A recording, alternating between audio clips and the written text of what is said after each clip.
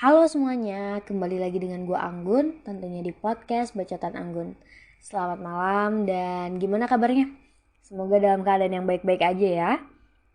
Di podcast Bacotan Anggun kali ini, masih dengan segmen Ruang Kelam, kita itu kedatangan teman yang luar biasa banget nih. Jadi ini teman gue yang pengen namanya disebut sebagai Jea. Halo Jea, apa kabar? Semoga lu sehat selalu, semoga lu bisa kuat seperti biasanya ya. Jadi Jea ini punya cerita kelam yang dia pengen bagiin nih di segmen Ruang Kelam Podcast Bacotan Anggun, yang harapannya kata Jea itu semoga gak akan ada lagi perempuan-perempuan di Indonesia, di dunia ini yang mengalami hal yang sama seperti Jea.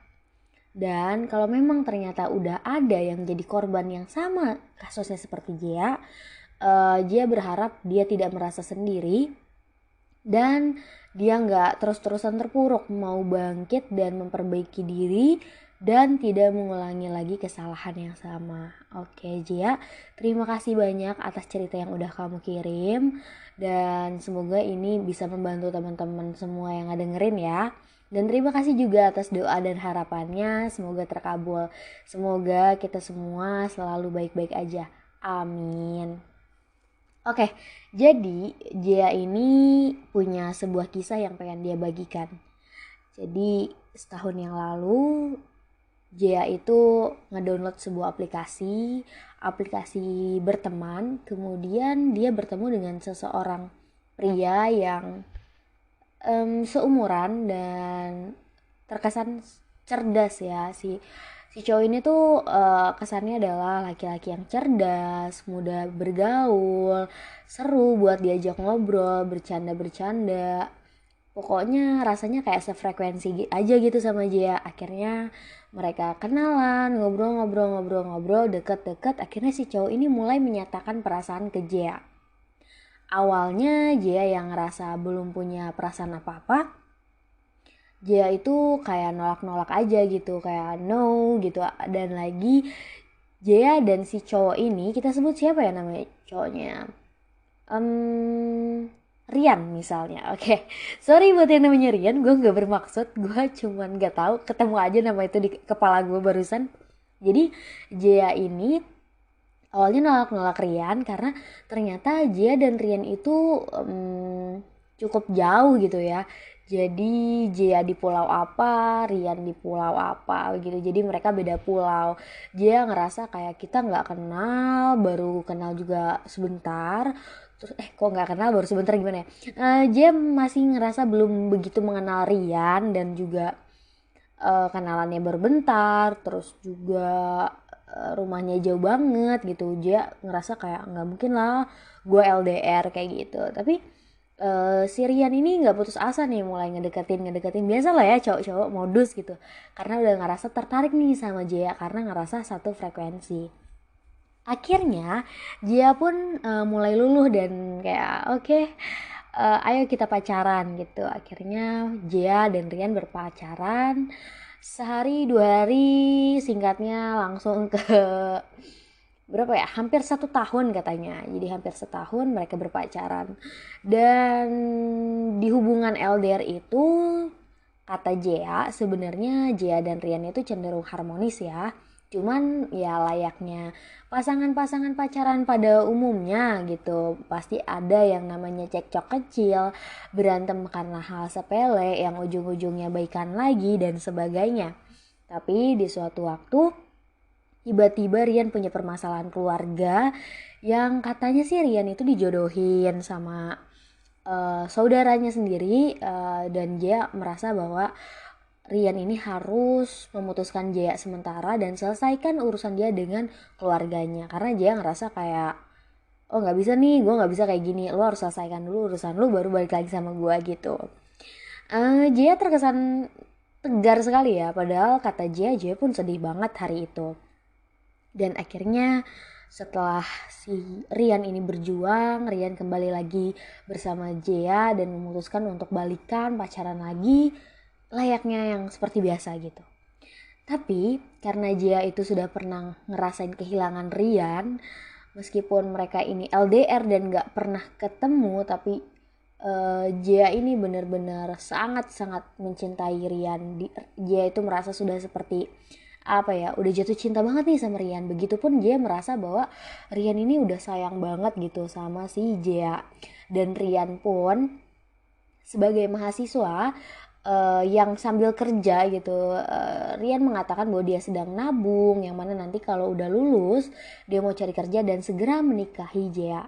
Sebenarnya meskipun mereka LDR beda pulau, beberapa kali sebenarnya Rian itu mau ngedatengin Jia karena Rian itu punya urusan di kotanya di daerahnya sih Jia. Cuman Jia selalu memutuskan untuk tidak bertemu karena dengan alasan belum siap gitu. Jadi selama hampir setahun itu mereka pacaran, gak pernah ketemu, tapi ya setiap hari teleponan, video call, sering kabar-kabaran, ya pokoknya manis banget. Kemudian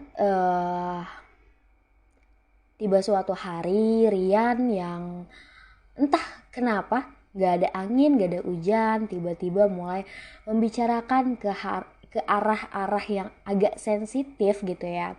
Meskipun ini dibicarakan dengan seorang pasangan, tapi kalau belum legal ataupun belum nikah itu masih dianggap sangat tabu gitu. Ya bukan tabu aja sih, sebenarnya emang gak etis ya kalau menurut gua. Kayak Rian nanyain tentang dada atau payudara si Jea, Rian minta difotoin.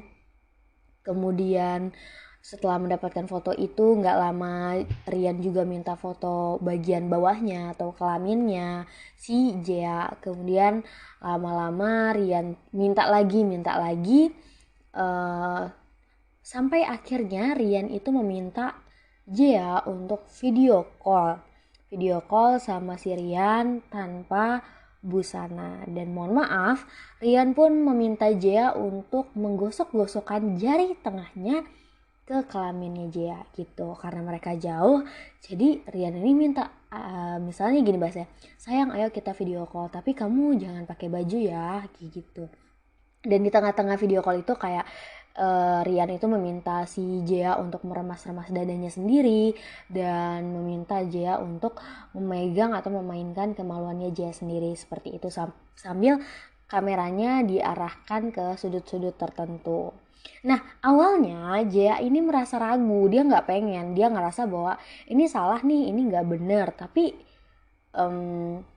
lagi-lagi Jea sudah sangat-sangat mencintai Rian dan Jea pun sudah pernah dijanjikan oleh Rian bahwa mereka akan menikah gitu. Rian sedang nabung untuk ke kotanya si Jea dan terlihat sekali bahwa si Rian ini sangat sayang sama Jea.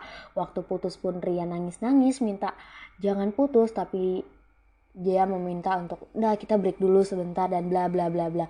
Karena sudah ngerasa yakin pasti suatu saat akan menikah, akhirnya Jea memberikan hal tersebut kepada Rian gitu. Mungkin di awal kata Jea mungkin Rian lagi kepengen dan itu mungkin sekali aja dan gak akan minta lagi, tapi lama-lama dia minta lagi dan itu menjadi sesuatu yang rutin bagi si Rian kepada Jea. Jadi sampai bahasa yang disampaikan yang biasanya merayu-rayu dulu kayak ayo dong sayang, please dong sayang, tolong aku. Kalau kamu gak kayak gitu aku sakit, nanti aku pusing. Itu alibi dari si Rian. Sampai akhirnya karena sudah terlalu sering, Rian pun mengganti bahasanya menjadi sayang aku minta jatah dong gitu.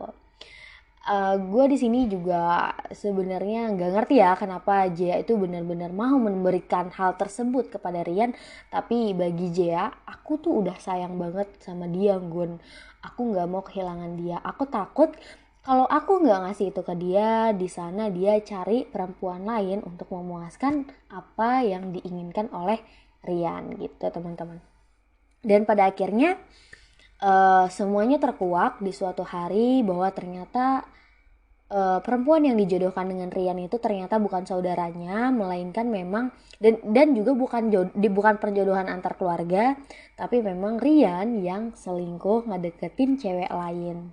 Dan Rian memutuskan Jea secara tidak terhormat dan melupakan semua yang udah dilakuin Rian ke si Jea seperti itu. Dan ya sekarang Jea sudah menyesal, dia sangat-sangat sedih, dia sangat-sangat kecewa terhadap dirinya sendiri. Dia sempat mengurung diri di kamar, menyakiti dirinya sendiri, merasa dia sangat bodoh, dia sangat salah, dia ketakutan, dia tidak tahu harus cerita sama siapa, dia nggak mungkin cerita kepada orang tuanya, dia takut orang tuanya kecewa, dan akhirnya dia cuma memendam itu semua sendirian. Dan akhirnya dia memberanikan diri untuk cerita sama gua, dan dia berharap banget bahwa teman-teman itu gak ada lagi yang mengalami hal yang sama seperti Jea. Oke, Jea, sekali lagi kalau lu dengar ini, gue mau ngucapin terima kasih banyak karena lu udah mau cerita sama gue, lu udah pengen nge-share ini ke teman-teman, dan gue terima kasih banyak karena lu udah mau bertahan. Masing-masing dari kita, setiap manusia itu punya kesalahan. Gue tidak mewajarkan kesalahan yang lu perbuat, tapi gak apa-apa. Itu salah dan itu udah berlalu. Kita sama-sama saling mengingatkan untuk tidak melakukan kesalahan itu lagi.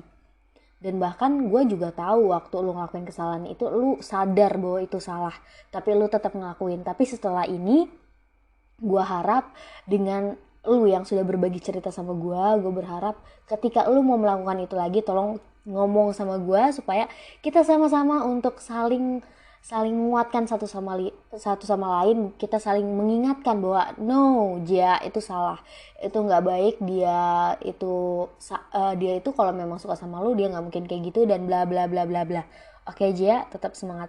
Dan buat teman-teman, gue tahu rasanya mencintai orang yang sebegitu dalam, yang ketika kita melihat senyumnya aja rasanya tuh jantung kita tuh kayak mau meledak, dada kita tuh terasa sesak banget, kayak dipenuhi dengan hal-hal yang membahagiakan, rasanya geli-geli tapi bener-bener menyesakkan dada gitu, kayak cuman pengen tersenyum aja ngeliat dia senyum.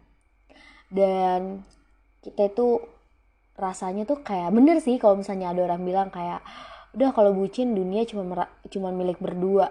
Ya itu benar banget, rasanya kayak kita mau mengorbankan segalanya demi dia supaya dia tetap aman, nyaman gitu.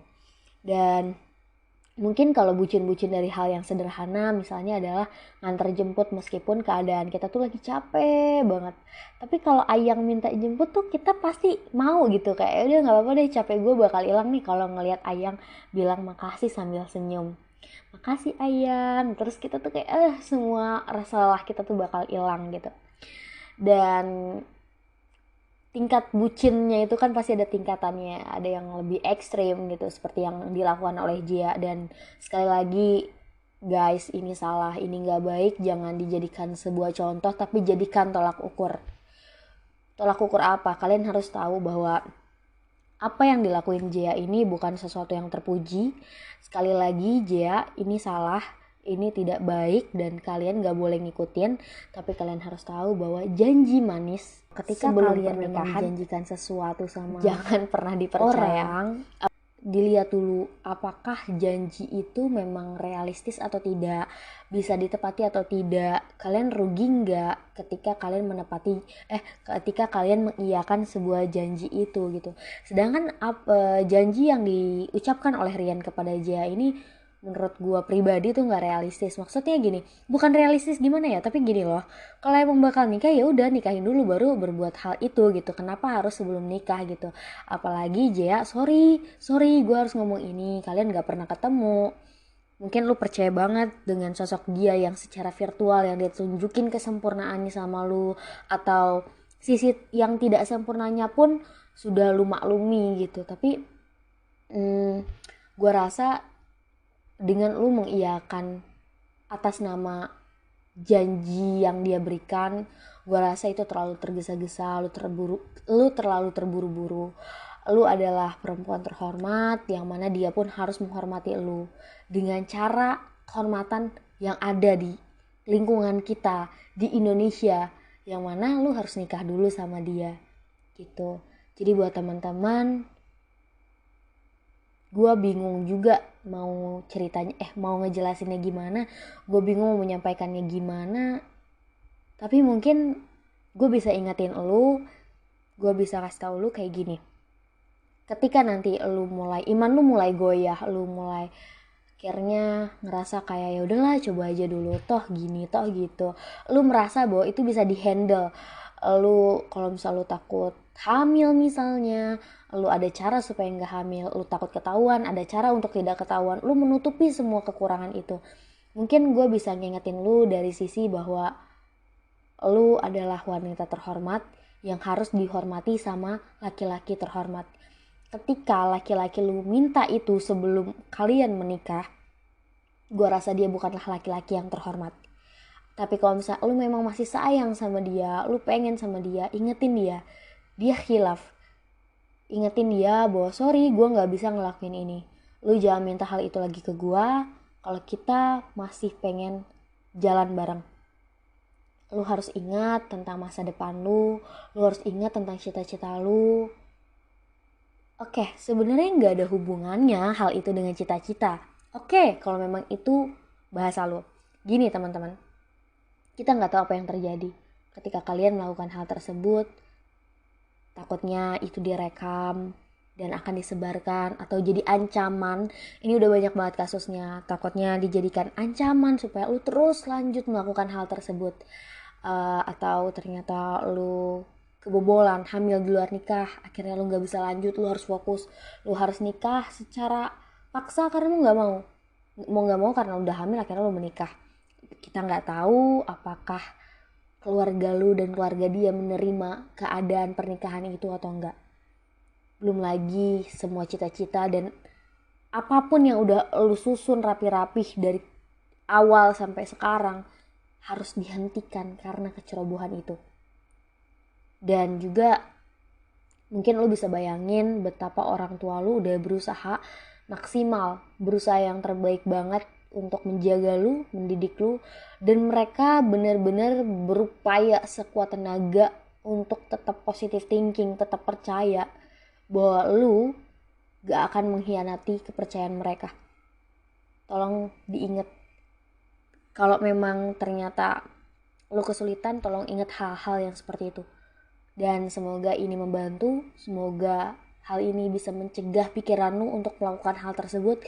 Karena lagi dan lagi gue harus sampaikan bahwa untuk hal seperti ini, mohon maaf, tapi terutama untuk perempuan, kalian yang akan dirugikan dari segi fisik, sosial, kalian yang akan dirugikan. Kalau hamil, yang kelihatan perempuannya, laki-laki tuh gak bisa hamil. Dan meskipun nanti kalian hamil, laki-laki itu bertanggung jawab, sosialnya kalian akan menanggung seumur hidup. Jadi gue harap lu paham, gue harap lu mengerti, dan juga dampak sosial itu tidak hanya kalian rasakan sendirian, tapi juga dari pihak keluarga, saudara-saudara, keluarga besar, teman-teman pasti juga akan diberikan dampak dari apa yang udah lu lakuin. So thank you Jia, sekali lagi terima kasih juga karena Jia lu udah mau sadar dan lu udah mau berusaha untuk tidak terjerumus ke hal-hal seperti itu lagi. Dan buat teman-teman yang udah terjerumus, tolong dihentikan. Yang mau terjerumus, stop. Jangan sampai lu menyesal karena sudah pernah memulai sebuah kesalahan yang fatal. Buat teman-teman semua, mari kita saling ngingetin satu sama lain. Oke, mungkin itu aja dari gua. Mungkin cukup sekian segmen Ruang Kelam Podcast Bacotan Anggun dari kisahnya Jia. Semoga kalian semua sehat selalu dalam perlindungan Tuhan. Dan jangan lupa like, comment, and subscribe. Dan jangan lupa share video ini ke orang-orang yang lu tahu, lu yakin bahwa dia butuh banget dengerin ini. So, thank you, selamat malam, dan bye-bye.